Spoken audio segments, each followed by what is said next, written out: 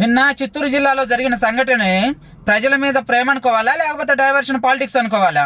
ఎందుకంటే అక్కడ దళితులకు సంబంధించి అది అంబేద్కర్ గారి విగ్రహాన్ని నిప్పిపెట్టారని చెప్పి ఒక పక్క ఏమో ఆందోళన జరుగుతుంది, ఇంకో పక్క ఏమో గవర్నమెంట్ చిత్తూరు జిల్లాలో మైనర్ బాలిక మీద అత్యాచారం చేసిన వాళ్ళని నడి రోడ్డు మీద నడిపించుకుంటూ కోర్టుకు తీసుకెళ్లారు.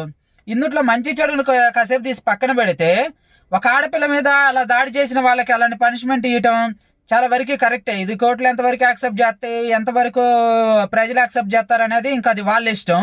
నేను ఈ మాట ఎందుకన్నానంటే, ఇప్పుడు గుంటూరు జిల్లాలో పెమ్మసాని దగ్గర పనిచేసేవాడు ఒక టీడీపీ వాడే, మరి పిఏనో ఏదో ఉందాడు, వాడు ఒక అమ్మాయిని ప్రేమించినానని చెప్పి ఆ అమ్మాయిని తీసుకెళ్లి కొట్టి కోమాలకు పోయేటట్టుగా చేసిండు. మరి అలాంటప్పుడు వాడిని కూడా ఇదే రకంగా ఎందుకు చేయలేదు? వాడిని నిందితుడు అని తెలిసిన తర్వాత కూడా కానీ చెయ్యలేదు, ఎందుకంటే అక్కడ డబ్బు రాజకీయం పనిచేసింది. కానీ ఇక్కడ నిన్న దళితులు చేస్తున్న ఆందోళన జరిగే టైంలోనే ఇది ఎలా జరిగింది అంటే ఇక్కడ డైవర్షన్ పాలిటిక్స్ చేశారా, నిజంగా ప్రజల మీద ప్రేమ చేశారా అనే డౌట్తో మాత్రమే అడిగిన.